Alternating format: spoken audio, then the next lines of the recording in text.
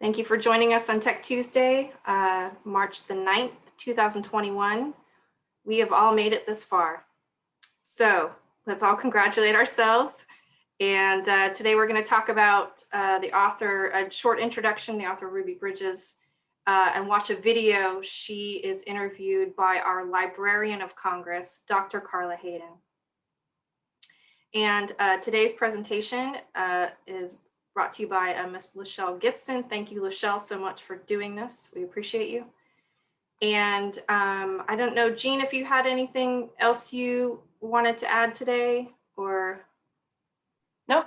Oh, okay. All right. And I do want you to, I'm going to put the flyer out today. We have a nurse, Miss Kimberly Jones, who's joining us, is going to talk to us about the COVID vaccine next Tuesday at 2 for our Tech Tuesday. So if you would join us next week as well, that would be lovely.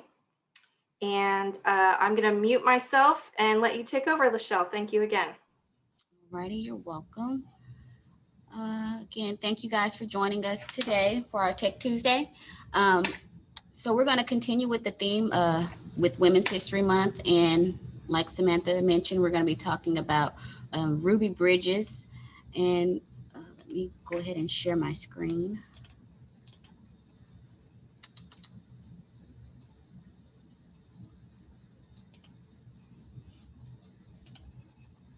All right, can you all see my screen here? Yes, we can see. I can see it. Okay. All righty. So our presentation today is Ruby Bridges and her story and how she was basically a part of history and how she changed history. As we all know that she is an American civil rights activist. She was one of the first African-American children to desegregate the all-white school, William Frantz Elementary. That's the school in New Orleans, Louisiana. And that was on November 14th, 1960. Ruby, she is the eldest of 5 children born to Aben and Lucille Bridges. And when she was 4 years old, her family relocated from Tylertown, Mississippi, where she was born, and moved to New Orleans, Louisiana, where they grew up, where she grew up at.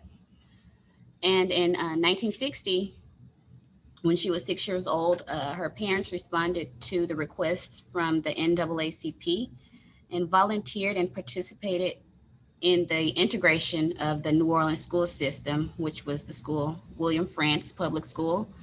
And a judge ruled that she would attend that school. And a lot of people were not happy about that decision. And a lot of people took their children out of school that day. And this video, I'll go ahead and share this video where Ruby and Dr. Hayden was talking about her new book that she has out now. This is our time. This is your time. So I'll go ahead and start the video here.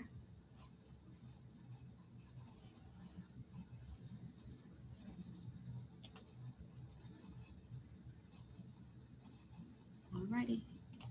You may have to stop sharing and start sharing over again for the video to play. Hello, and welcome to the Diversity in Publishing stage. My name is Adrienne Weintraub, and on behalf of Random House Children's Books, we are honored to sponsor this session. This will be a conversation between 2 very important leaders. We thank Librarian of Congress and past president of the ALA, Dr. Carla Hayden, for interviewing civil rights icon Ruby Bridges. At the age of 6, Ms. Bridges was the first Black child to integrate into an all-white elementary school in New Orleans. In her newest book, This Is Your Time, she continues to inspire readers and call for action. And now, over to you, Dr. Hayden. Well, thank you, Adrienne, and welcome and hello to everyone attending ALA Midwinter. It's a different Midwinter and it's an exciting one.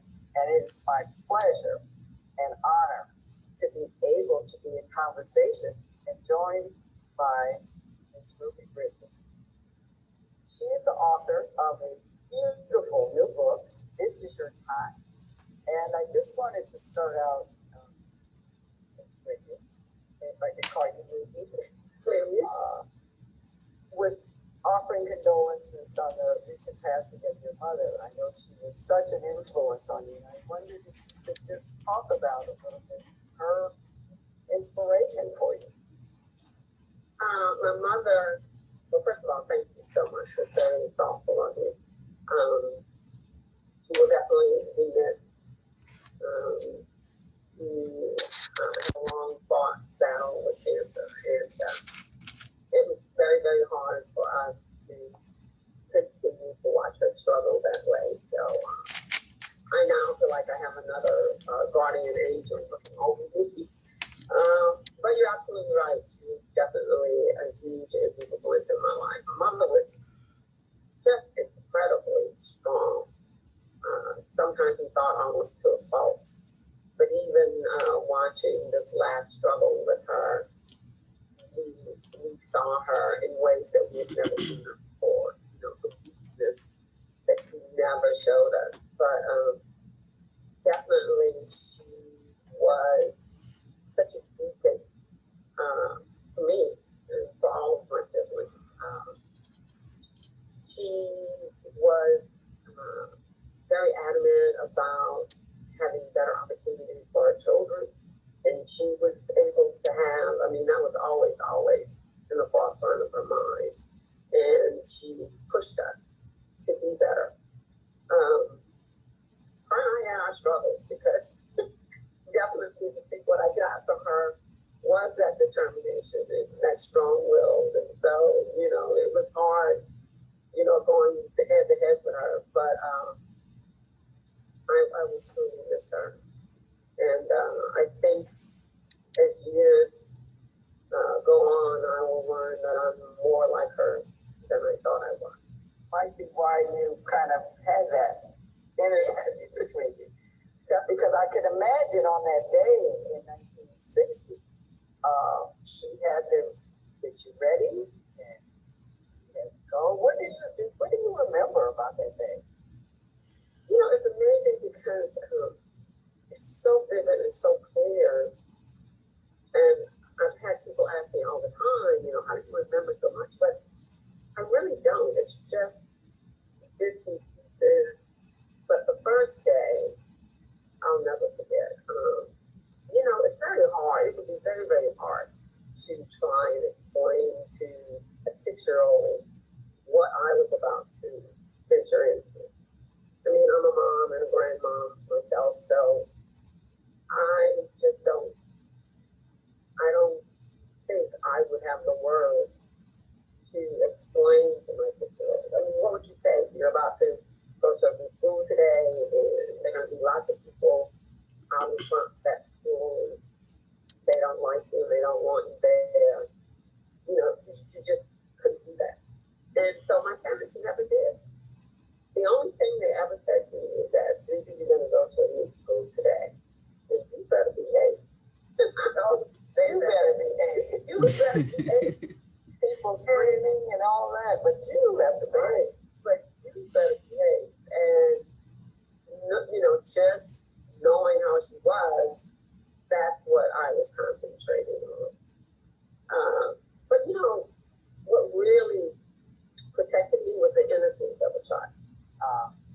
You know, because they didn't explain, then I had to use my imagination and try and figure it out for myself. And so living in New Orleans and being accustomed to my job, that day when I saw the mom out in front of the school, screaming and yelling and waving her hands and throwing things, I actually thought it was my mom.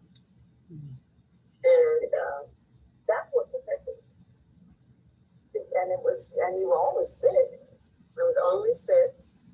And you know what's important is that I didn't really know anything about racism or disliking someone because of the color of their skin. You know, if that's not something that is passed on to our children, that's taught to them, then you don't know anything about it. And so I did. that shielded you, it seems. That's, yeah. You got, now, did you, there, I know it's 6 and you unfamiliar, you're thinking, what is going on? Why are these people acting like this? You had no idea, though, that you were making history. No idea. Part of that experience was that, the NWHC was doing a door-to-door search in my community, looking for 6-year-old kids that would actually be the first kids to integrate white schools in New Orleans. And so I was the right age. I had already attended kindergarten, so I knew what she was like. Loved my teacher. She looked exactly like me. Everybody in the school looked exactly like me. So I thought I knew what to expect. But we had to be tested. And so I remember taking the test with lots of kids. And I remember a few weeks later, people coming over to my home and talking to my parents and saying, congratulations, she passed the test. Very few kids passed. As a matter of fact, there was only 60 kids that passed out of nearly 150 kids that volunteered. What we didn't know is that the test was set up to eliminate kids to people out. And so I remember when they came over to congratulate my parents, they were so excited. Oh my goodness, she's so smart. We're so proud of her. I immediately thought that the test that I had taken meant that I was so smart that I was leaving kindergarten or first grade and going straight to college.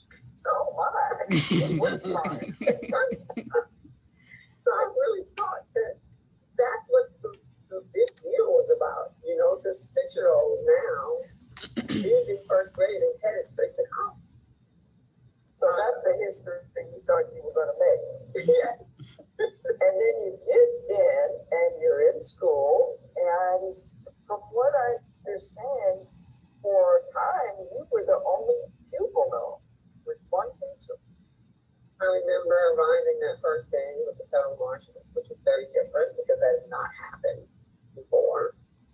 But again, I thought it was all part of the plan. And once I got inside of the building, they escorted me straight to the principal's office where I sat behind these glass doors and I could actually see everybody passing. And what happened is that crowd that was outside screaming and yelling, they rushed in behind us. And as I was sitting there, waiting to get behind my classroom, I saw them pass and they were screaming and pointing and shouting. And it seemed really busy and lots of noise. I remember that. And when they would come back by the window, there was kids with them. What I didn't realize is that all of those people rushed in and went into every classroom and pulled out every child. So the school emptied out right in front of me that first day. 500 kids left school. And it was because I was there and I didn't know that. So when I arrived back on the second day, it was totally empty. Totally empty. It was totally empty. To this day, I could hear my footsteps echoing in the hall. And walking up the stairs and someone said, your class is down the hall. And they turned me around and walked me down the hall to this classroom. And when I got there, the door opened and this woman stepped out and she said, hi, my name is Mrs. Henry. I'm your teacher. And my first thought was, she's white. I've seen a white teacher before. And really, she was a little bit hesitant because she looked exactly like everybody else outside that was screaming and yelling. So I didn't really know what to expect from her. And I remember looking inside of this empty classroom and thinking that my mom had brought me to school too early. And I always say, leave the word too early, like years too early. But I went in and I took a seat and the lesson that I took away is that she did look exactly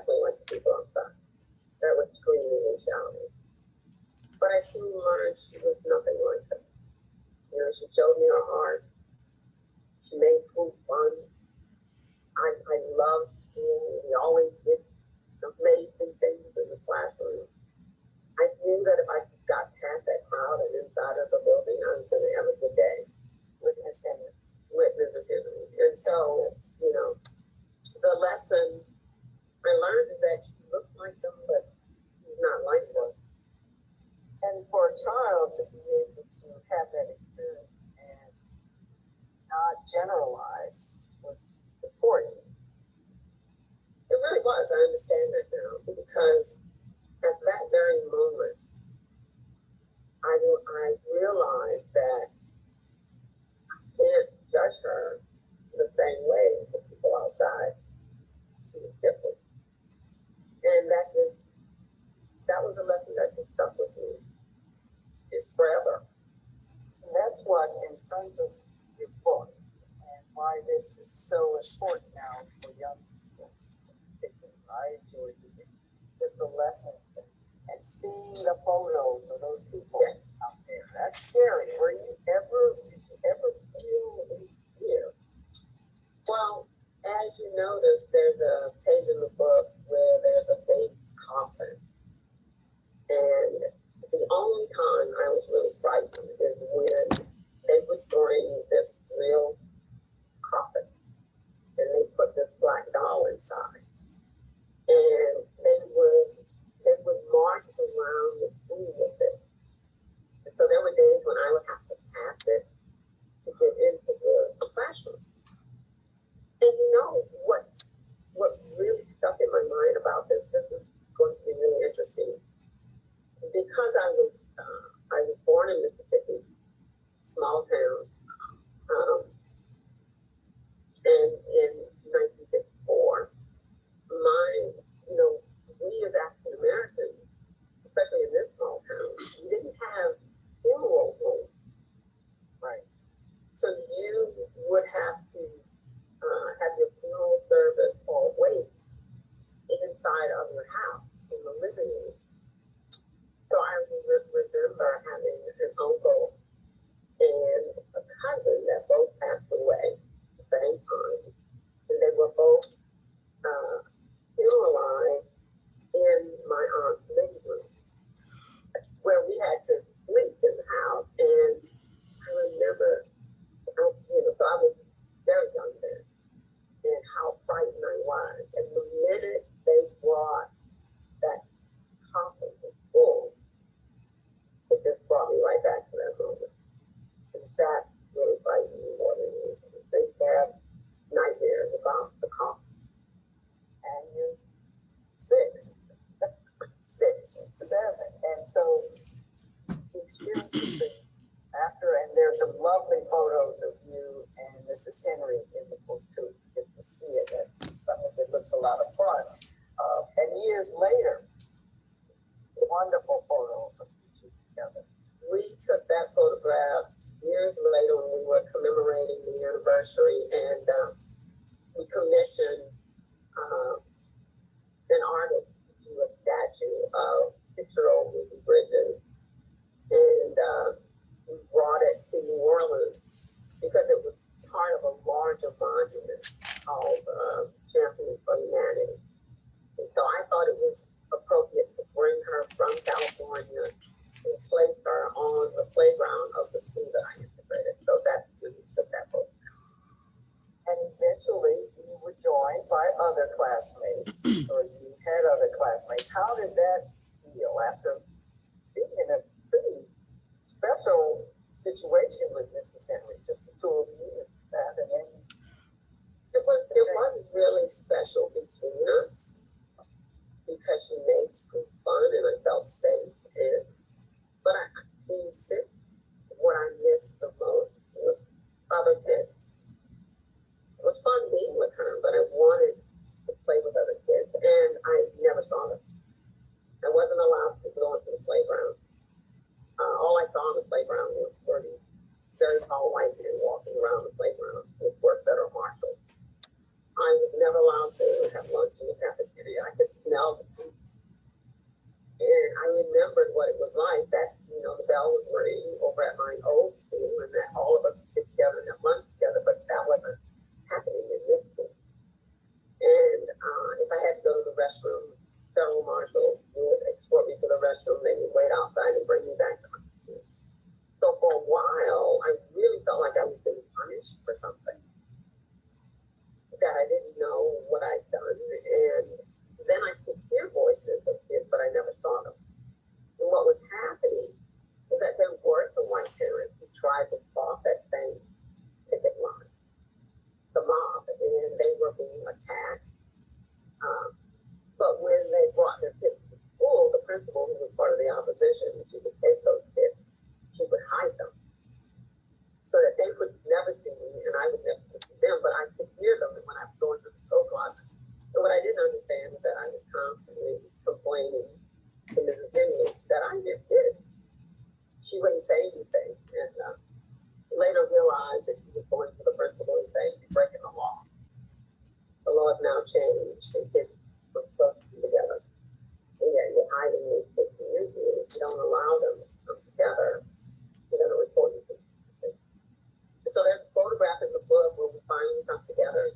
sitting on the bench.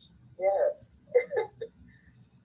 The photos and to realize that this is real and it real makes the book very powerful because you actually see you with your ribbon and sitting there with other kids and Mrs. Henry and all of these things. And what you see in that picture is that once we were brought together, it didn't matter to the 6-year-old. That what was happening is that what was keeping us apart were the adults.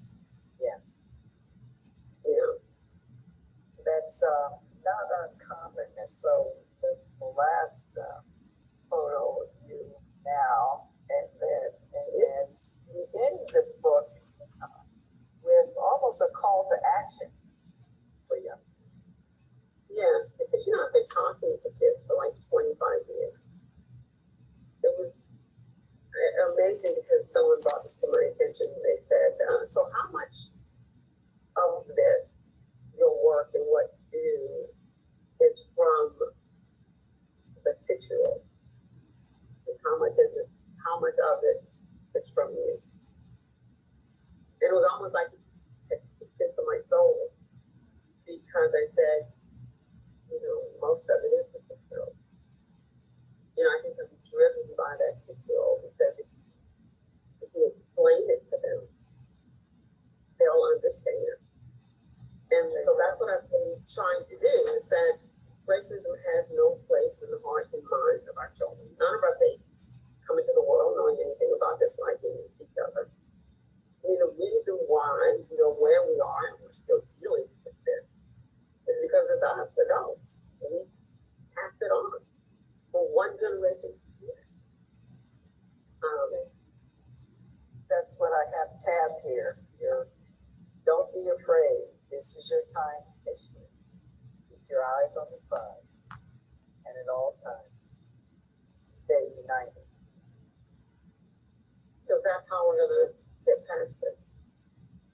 I don't expect that it will come from us as adults. I believe that it's going to come from our children, the next generation. If we allow them to come together, and if they are smart enough to see through racism and stay united, then we will win. We will win. And I believe that's probably somewhat of the same dream that Dr. King had. You know, I don't think any of us should ever expect that we will see the change. Maybe we won't. But that doesn't mean we shouldn't stop fighting for it. And that it's a journey. It is a journey. I hate to interrupt you, but I was just saying, you look at yourself. I mean, I was a little girl. quite some accomplishments yourself. I kind of read up on you, and it was just amazing. So, you know, probably when we were kids, your parents would have never thought we would be where we are, but, you know, we have to continue. And not the little girl with pigtails at 7 who went into a branch library and someone handed her a book where she saw herself for the first time. A little brown girl. And I thought that was just the most amazing thing. Yes. So being able to, so this book is now going to be in the hands of quite a few young people. What are your hopes for? You know, like most of us, I watched what was happening in March. Man losing his life right before our very eyes. And I'm sensed that I've been traveling across the country talking to kids for 25 years, encouraging them to come together, and that racism didn't have a place in their heart. And yet now look at what's happening, and that they were also witness to this.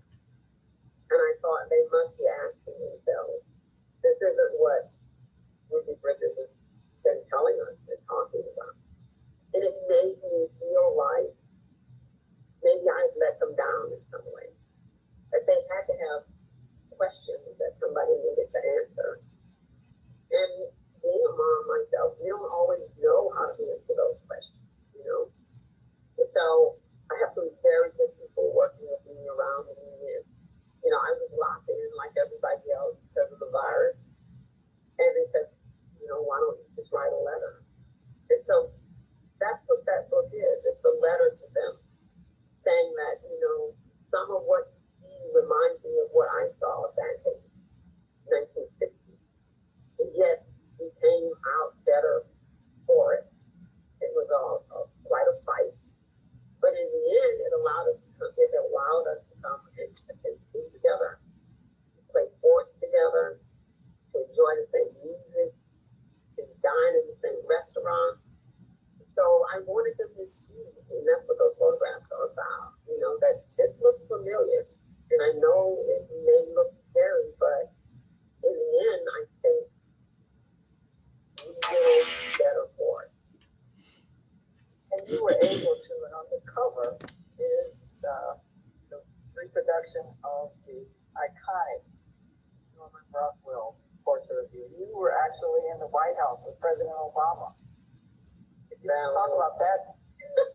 That was such a highlight for me, you know, and I'm sure you will relate to this. As much as we had hoped that that would happen, we probably felt like it was so far off, yes, that it might not ever happen. But then all of a sudden it did. And yet I watched television and saw it. And then when we wanted to commemorate the anniversary, we wrote letters and asked if we would hang in it. He agreed, and then he called and invited me. And I had already been to the White House, had gotten a medal from President Clinton. So I thought, this is fine, I'm going to be, you know, right. And I get there, and they explained that he was to come to the door and what the protocol was. And so I'm standing there, I'm cool, everything's fine. And he opens the door and he walks toward me. And that exact moment, it was like, I can't believe it. It was real, you know? And he walked toward me, and I extended my hand and I said, Mr. President, it's a pleasure to meet you. And he looked at me, put his hands on his hip, and he said, are you kidding me? I'm kidding. I'm kidding. Oh, and he threw his arms around me and in my ear, he whispered and said, I can't begin to tell you what an honor it is to invite you to this White House. And as he held me at that moment, I looked around the room because it was a closed meeting. It was only about a dozen or so of his people, and then my family. And everyone was in tears. And I realized that that moment that this wasn't really just about he and I meeting, it was the time before. That's right. And all the sacrifices, everything, and everybody in that room felt that at that moment. It was amazing. And your step into history actually helped move things along, and was partly responsible for him being able to step in. Now I have something I have to tell you. You have come, and that's stepping in with the recent election and the t-shirt. I have it. You have a shirt. Oh yeah. And it really symbolizes though the significance of what you did, even though you might not have known. You were doing what your parents said, you were acting, you know, the way you were supposed to, but then you were part of what we're seeing today.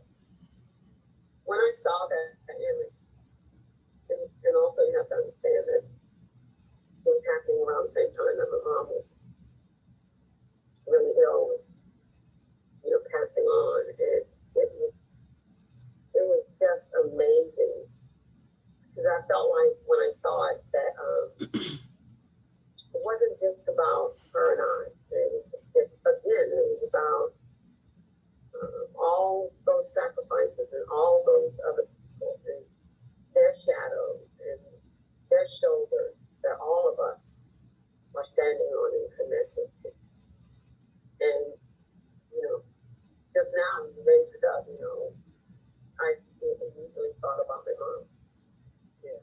crazy, but shadows and shoulders. I mean, use that one. Because it really, I think, says it in so many ways. And the fact that you were blessed, really, with parents and with your mom, especially, to show you what a strong person can be and a woman. You are right about it. Now you're gonna make me tear up. Oh no, I understand, because this book, it's so important to give young people hope and to put things in context, because it is confusing, I would imagine, to a 6-year-old.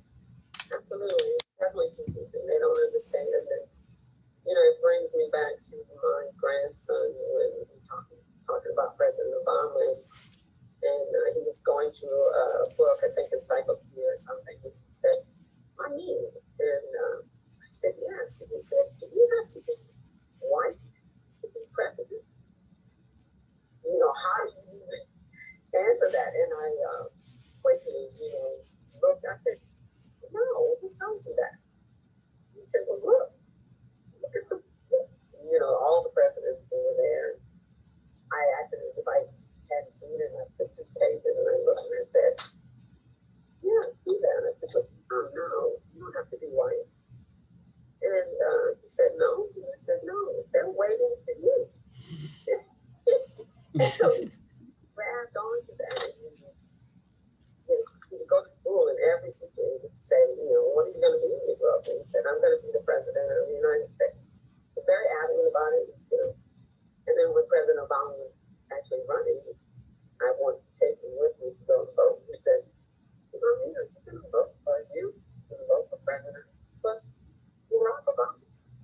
And I said, "I think so." But I thought he told me that I was going to be the first. Well, now that's logical. Right. And I said, "So young people, they're just tired of waiting. They want this right." And I said, "Just because he's going to be the first doesn't mean he's going to be the best." And I said, "So I think we can vote for him." He said, "Okay." So you're absolutely right. I hope that it inspires young people, because that's what we have to do. And be able to move this country forward in the direction that it needs to go. We have to pass forward, and we have to inspire them. And I have to say that reading the book, looking at the photographs, thinking about it, ordering my T-shirt I'm going to wear properly, with leggings, all that, but really helping, and it helps adults too to think about the impact of their actions on young people. Yes, this will be a tool, I think, that will help in a strange time now. So thank you for doing this. Well, I thank you for embracing it. I have to say it wasn't something that I expected, but I guess the title says it all. It is their time. It's really not. Yes. Well, thank you for this. It's a pleasure. I'm so looking forward to us sitting down and, in person, face. Yes, I'd love to. We will. And we want to invite you to the Library of Congress to see the Rosa Parks paper. Oh my goodness. In her own hand, a young child, and getting so angry at a young white boy that said something to her. And that's when the grandmother said, "You need to channel that anger." So I want to show you all these treasures. Oh, they're right there in history. Amazing. You're a part of it. Thank you so much. It's been such a pleasure. Yes, and I am so proud of where you are, where we are right now. Yes, it is our time. Yes. Thank you.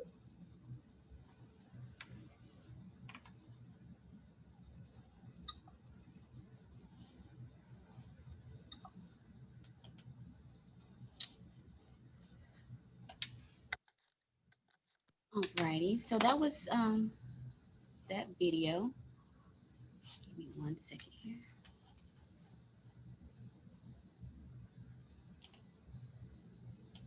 Hello, and welcome to the Diversity and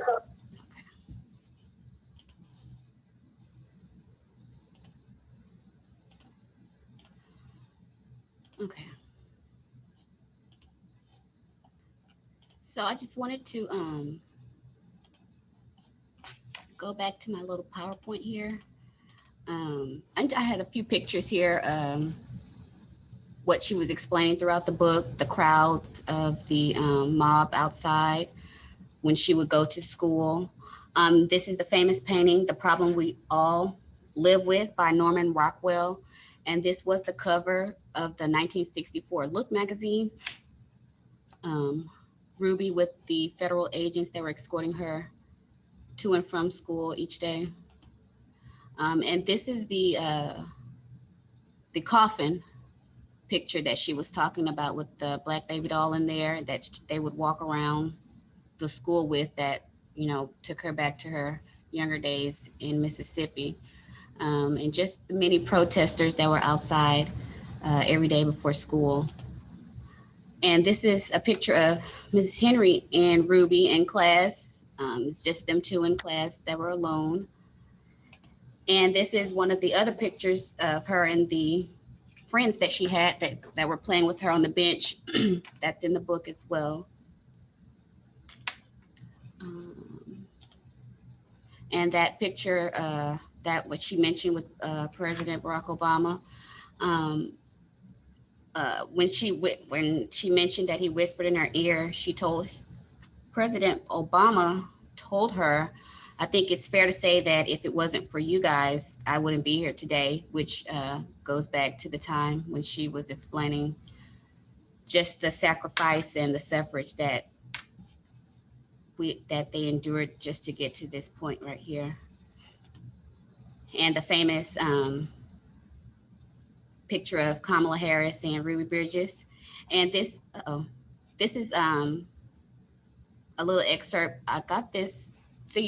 Actually the picture, this picture was designed by a college graduate from Emory University. Bria Goler was her name. And Ruby Bridges, she just posted on Instagram, I'm honored to be a part of this path and grateful to stand alongside you together with our fellow Americans as we step into this next chapter of American history. This was a post that she mentioned President Biden and Vice President Harris in this post here, thanking them, you know, for all their hard work. And this is a picture of Ruby's mom and a little quote that she had. I got this from her book. Our Ruby taught us a lot. She became someone who helped change our country. She was part of history, just like generals and presidents are part of history. They're leaders, and so was Ruby. She led us away from hate, and she led us nearer to knowing each other, the white folks and the black folks. And that's from her mom, the late Miss Lucille Bridges. And a few interesting facts that I had about Miss Ruby. After graduating, she worked as a travel agent for 15 years. She married her husband, Malcolm Hall, and they had 4 sons. And I do believe they still reside in New Orleans today. In 2014, as she mentioned, the statue of Ruby was unveiled outside the school in New Orleans. And she was later reunited with Mrs. Henry. And she also mentioned, like, she was awarded the Presidential Citizens Medal in 2001 by President Bill Clinton. And these are a few books that she have that are about Ruby Bridges. And there's also a movie starring Leila Rashawn as her mother. And this, I forgot this lady's name. She plays Mrs. Bridges, and he plays her father. And a few more resources. And that is it. Do we have any questions or concerns? Anything to add? If not, that is my conclusion for Ms. Ruby Bridges. That was very well done. Thank you so much, Lachelle. Welcome. I was thinking when, it's not the first time I've seen that interview, but just to think about how she didn't know she was being brave, but also how brave her mother was to send her in to be the first, you know, to protect our kids, and but also trust in her is pretty powerful. So does anyone else have any questions or comments? I don't know if anyone's seen or has any other videos with Miss Bridges. Lachelle, can you go back to the list of books? The page that has the books, the slide that had the books on them.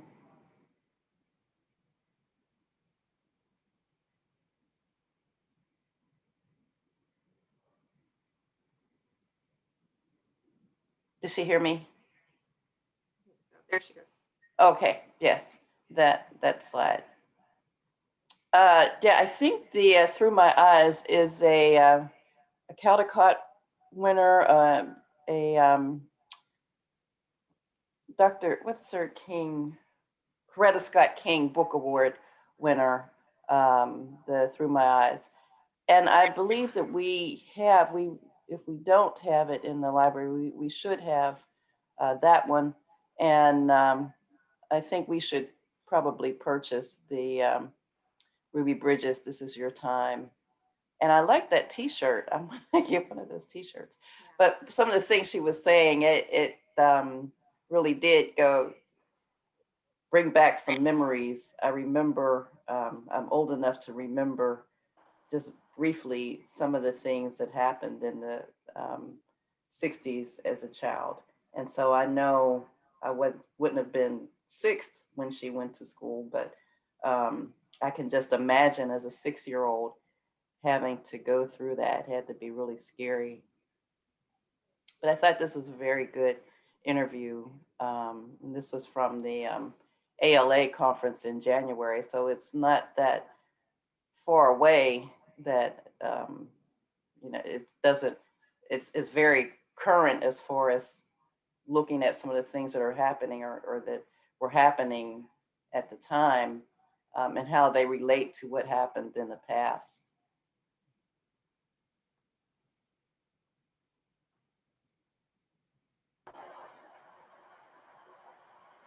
Anyone else have any other questions or comments, memories that they want to share? I was thinking as she was speaking about the fact that here is Ruby Bridges meeting Barack Obama. That must have been, just listening to it, I was almost in tears. So just to be in that room, I can't even imagine what it would have been like to just experience that. And for her to look around and see that everyone was having that same experience, that must have been a magical moment.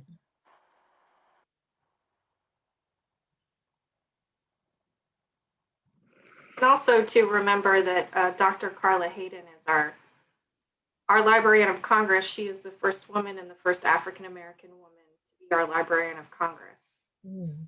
So a lot of meaning for the two of those women to talk as well. We're very powerful. When I know Carla Hayden, and when I was in Pittsburgh, she actually taught at the University of Pittsburgh. But before she was teaching there, she used to come to the library, that the main campus in the Carnegie Library of Pittsburgh. And I used to see her all the time when she was working on children's librarian and looking for materials. So I had frequent conversations with her. And then when I got my degree from the University of Pittsburgh in the library school, she had gone there. She had left there and was at in Baltimore. She was the library director in Baltimore. And she came, I had her to come back for a kind of reunion presentation, and she did that at the library school.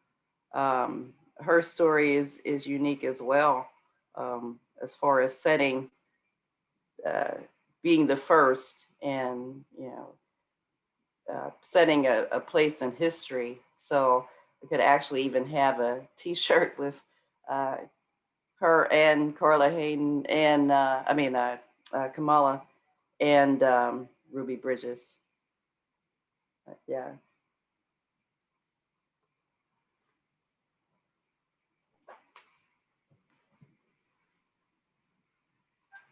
Anybody else want to add any comments or questions or? Thank Thank you you, for Michelle. always It was joining us, very Ms. good. Stafford. It was very good, Lachelle. Thank you. You're welcome. Thank you. All right, well, please join us. Ms. Jones is going to talk to us about the COVID-19 vaccine next week at 2. So And please. on the 23rd, the Michelle Fenton on the librarians, the travel and discrimination. The history of the librarian's history of the Green Book. Ah, Correct. So so please join us every Tuesday at 2. Thank you all for being here. It's so nice that you had your cameras on. I can see faces. Okay. And everyone got to see the dog. Okay. Thanks again. We'll see you next week. Again, Lachelle, that was really great. Thank you very much. Thank you, thank guys. you. Bye. Have a great day, everyone. Bye. Thank you. Bye. Bye.